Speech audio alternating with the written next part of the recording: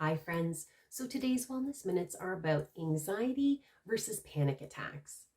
Now, I wanted to explain a little bit the differences because maybe it will be helpful to you to understand what's happening in your body when you are feeling some of the feelings you may be feeling. Now, panic attacks are very sudden. They come on like wham, like super fast, and they are terrifying. They make people extremely frightened. Sometimes people think they're having a heart attack or they're dying, and they cause shortness of breath and they cause all sorts of panic, tightness in your chest, everything that would be the makings of having you catastrophize what is happening to you. And that is kind of, they come on for no reason. Like there's clearly something happening in the body over some time, but they come on to you very fast and generally warrant a trip to the emergency department, or people will think that something really bad is happening.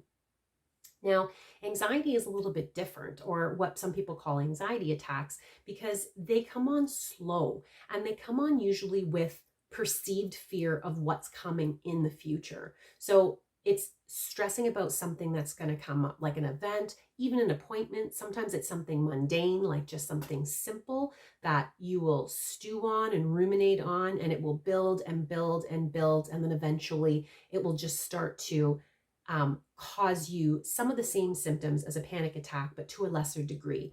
So maybe it'll make you, have some like an upset stomach, or it'll make your heart palpitate a little bit, and it'll make you feel maybe some tightness, but it generally just feels really uneasy and really uncomfortable, like it shouldn't be happening. Whereas the panic attack is inducing a full-on fight or flight response. It is there is imminent danger and I am in trouble and this is what's happening. So that kind of tells you a little bit of the difference of what's happening.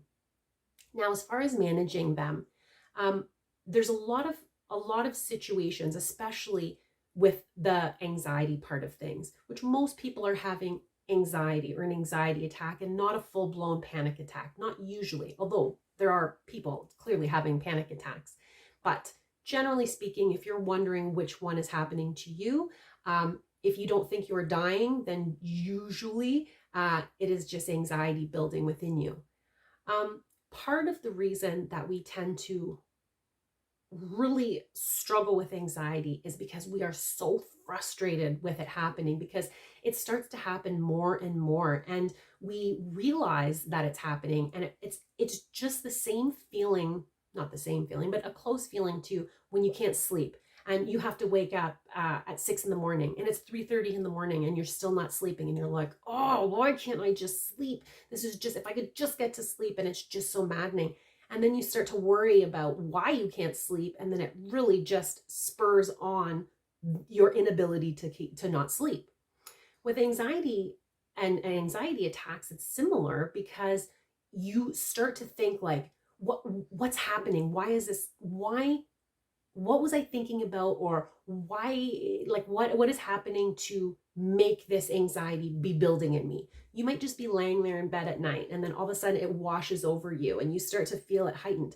What you don't realize is you probably thought a thought, or you were thinking about something or dwelling on something, and then it just started to build and build and build until it kind of like got a little bit of life in it and started to overtake you a little bit.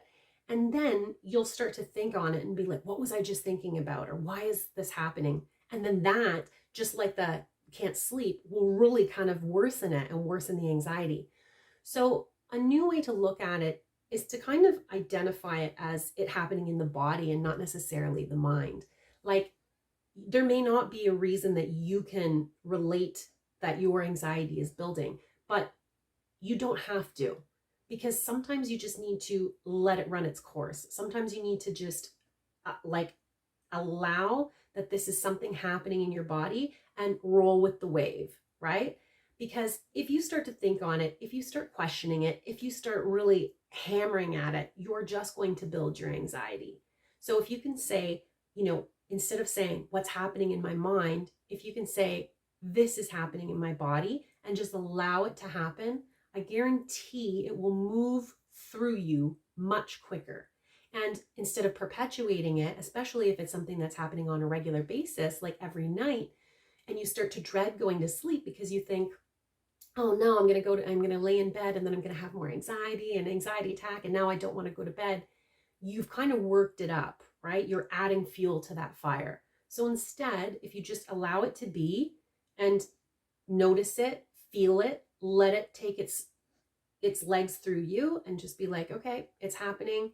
Let it wash through you and then carry on.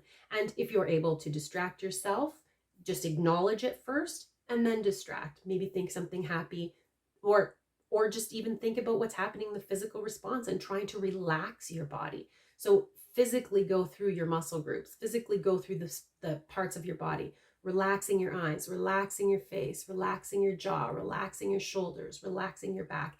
Going through those things will help you relax and calm instead of heighten it and add fuel to the fire. So I hope that helps you to be able to look at it a little bit differently, understand it a little bit better, and manage your symptoms better while you're going through rough times. So food for thought. Stay healthy, friends.